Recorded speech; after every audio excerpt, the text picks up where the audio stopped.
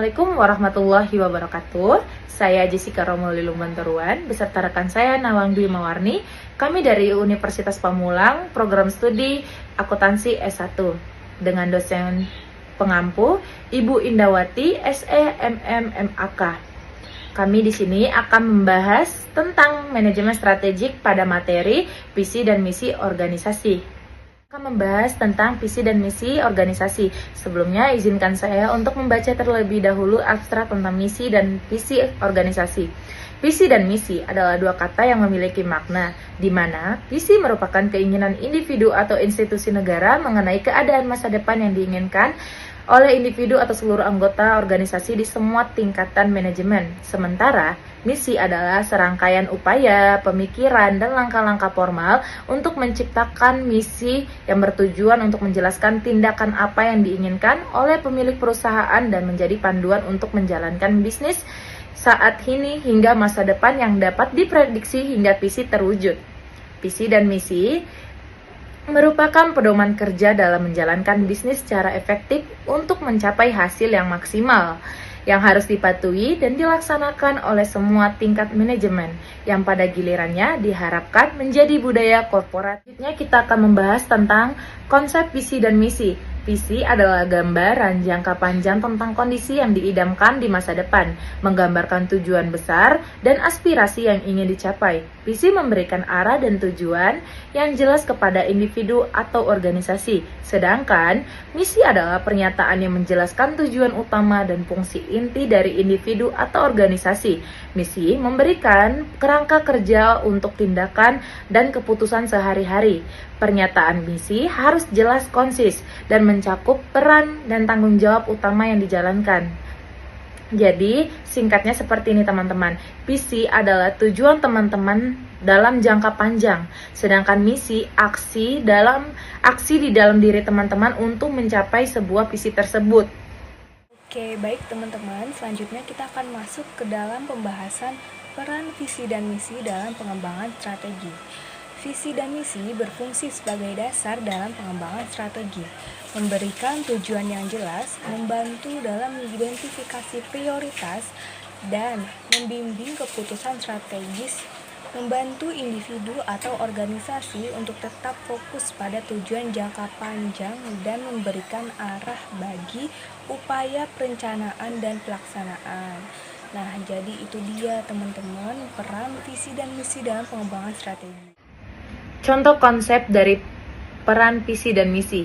Visinya, andainya teman-teman ingin tamat dengan IPK di atas 3,5 dan lulusnya di bawah 4 tahun dengan harapan teman-teman setelah lulus langsung mendapatkan pekerjaan, itu adalah sebuah visi. Sedangkan misi adalah cara teman-teman untuk mencapai visi tersebut dengan cara teman-teman belajar jika ada waktu kosong, memanfaatkan Merdeka Belajar untuk mendapatkan sertifikat keahlian dan magang, belajar menjadi pemimpin yang baik dan jujur. Kita akan membahas tentang proses pengembangan pernyataan visi dan misi. Pernyataan visi terbagi menjadi beberapa elemen kunci. Yang pertama ada keadaan masa depan, tempat yang diinginkan, garis waktu, periode yang ditentukan, dan dampak, perubahan apa dan perbedaan apa yang diinginkan oleh perusahaan. Sedangkan pernyataan misi adalah nilai inti penting yang membentuk pernyataan misi, karena nilai-nilai tersebut menentukan bagaimana organisasi akan berperilaku dan beroperasi, misalnya inovasi, integritas, dan berkelanjutan. Pernyataan visi yang baik harus menyatakan tujuan, jelas, mencerminkan nilai-nilai inti dan memenuhi kebutuhan pemangku kepentingan utama pelanggan, karyawan, dan pemegang saham. Di sini ada beberapa aspek, yaitu tentang pernyataan visi dan pernyataan misi. Aspek jangka panjang cenderung pada pernyataan visi biasanya berfokus pada masa depan dalam jangka kurun waktu 5 hingga 10 tahun ke depan, sedangkan di pernyataan misi berdasarkan pada masa kini atau masa yang sedang terjadi. Kedua, ada aspek fokus.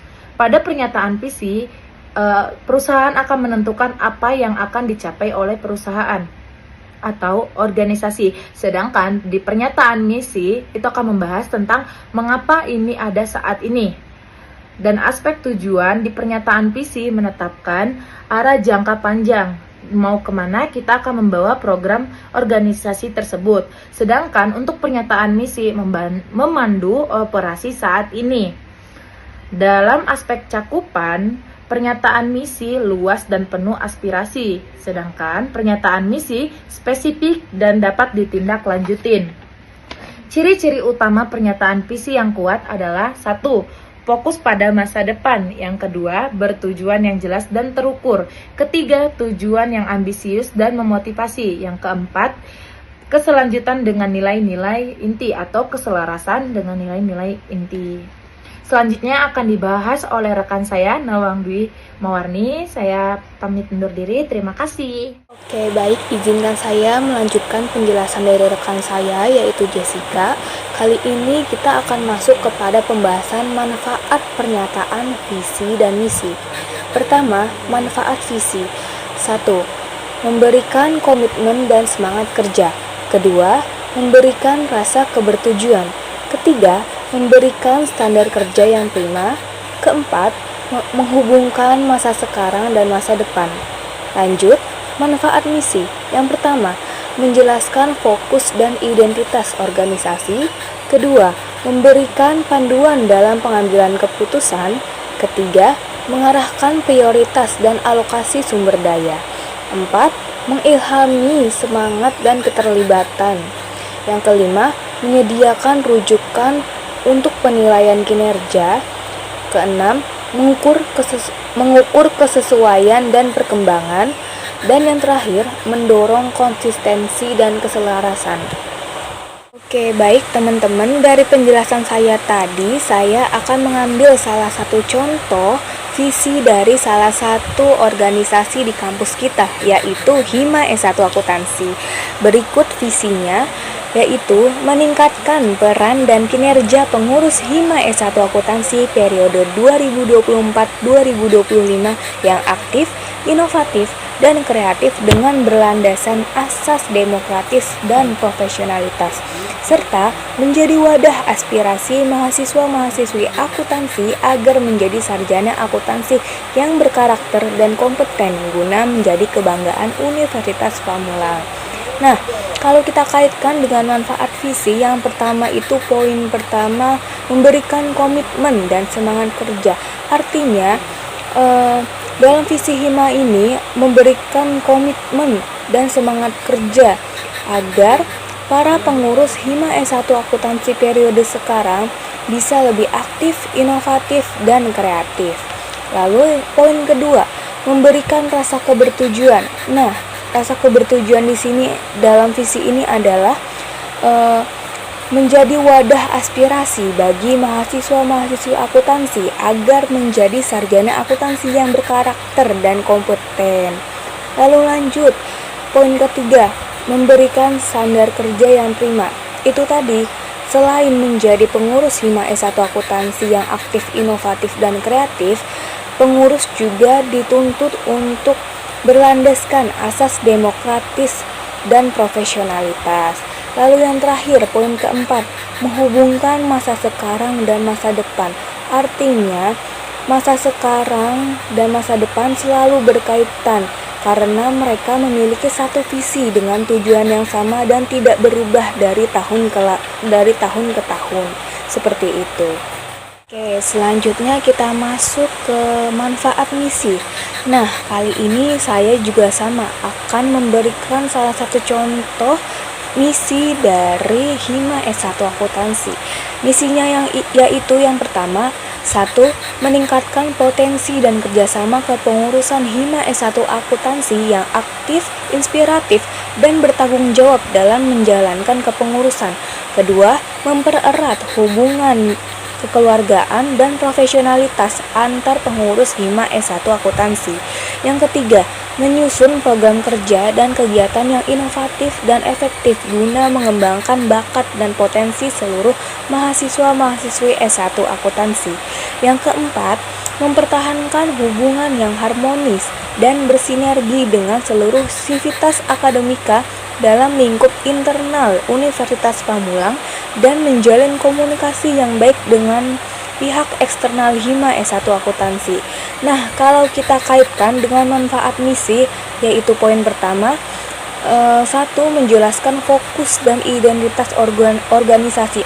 Maksudnya di sini adalah jadi Hima S1 Akuntansi ini menjelaskan fokus dan identitas organisasinya, yaitu Hima ini adalah suatu organisasi himpunan sekumpulan mahasiswa S1 Akuntansi dan fokusnya kepada mahasiswa-mahasiswi program studi sarjana akuntansi, seperti itu. Lalu poin yang kedua, memberikan panduan dalam pengambilan keputusan. Nah, dalam setiap organisasi pasti ada namanya program kerja. Dalam setiap program kerja pasti ada aja kendalanya. Nah, dalam Hima S1 Akuntansi ini kita diajarkan bagaimana sih cara mengambil keputusan yang tepat dan cepat agar bisa menanggapi segala masalah yang ada dalam kondisi apapun. Lalu yang ketiga, mengarahkan prioritas dan alokasi sumber daya. Jelas, prioritas dan alokasi sumber daya dari Hima S1 Akuntansi ini adalah mahasiswa-mahasiswi S1 Akuntansi. Lalu yang keempat, mengilhami semangat dan keterlibatan. Sudah jelas karena Hima S1 Akuntansi ini dapat memberikan semangat dan keterlibatan para pengurusnya untuk mengalokasikan program kerjanya kepada mahasiswa-mahasiswi S1 Akuntansi. Lalu yang kelima, menyediakan rujukan untuk penilaian kinerja. Nah, itu tadi sudah dibahas. Kalau yang namanya organisasi pasti punya yang namanya program kerja. Di Hima S1 Akuntansi ini banyak sekali program kerja dengan berbagai bidang. Nah, rujukannya untuk penilaian kinerja ini bisa melalui berbagai program kerja yang disediakan, kayak gitu. Lalu yang keenam, mengukur kesesuaian dan perkembangan. Mengukur kesesuaian dan perkembangan yaitu tadi disesuaikan dengan keadaan lingkup kampus, kayak gitu. Terus yang terakhir, poin ketujuh, mendorong konsistensi dan keselarasan. Nah, jadi dari Hima S1 Akuntansi ini berbagai program kerja yang disediakan harus konsisten dan keselarasan dengan visi dan misi yang sudah diciptakan, begitu. Oke, baik, selanjutnya kita masuk kepada pembahasan karakteristik pernyataan visi dan misi.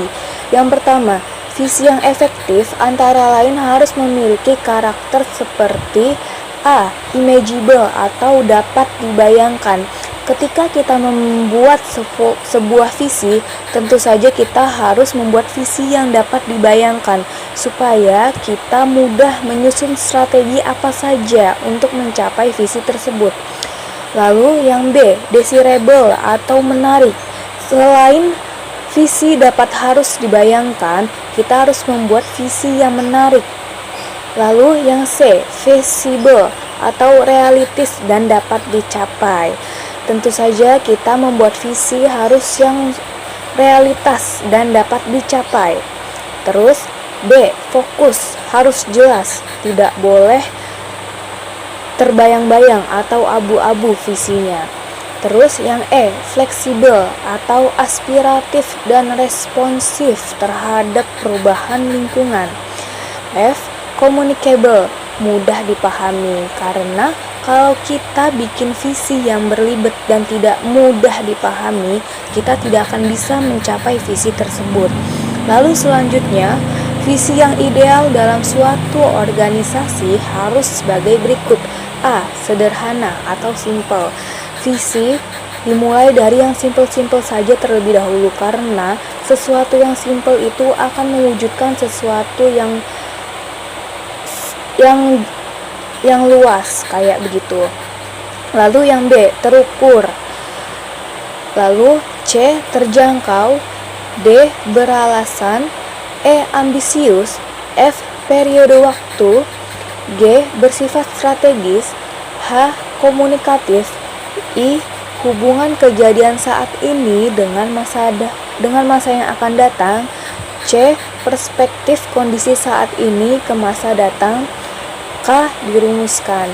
Jadi teman-teman, menyusun visi itu harus berdasarkan beberapa hal yang sudah saya jelaskan tadi.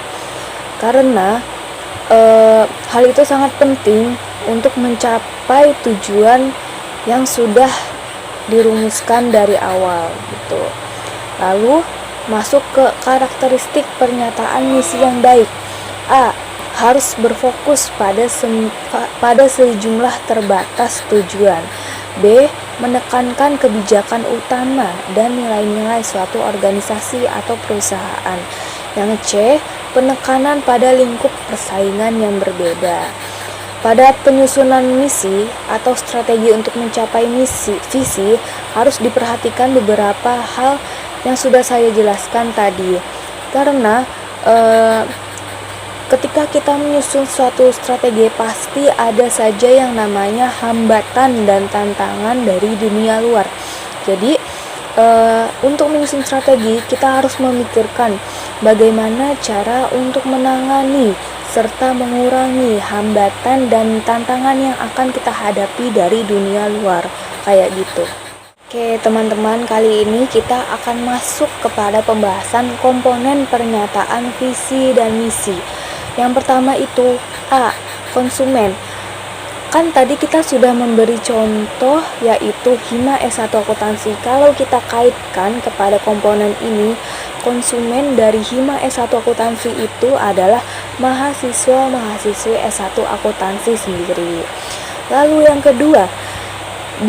Produk atau jasa. Nah, kalau kita kaitkan dengan Hima S1 Akuntansi ini, produk atau jasa yang diberikan oleh Hima S1 Akuntansi ini berupa program-program kerja untuk keberlangsungan Fakultas Ekonomi dan Bisnis. Lalu C. Market. D. Teknologi. E. Fokus pada kelangsungan hidup, pertumbuhan, dan profitabilitas. F. Filosofi. G. Konsep diri. H.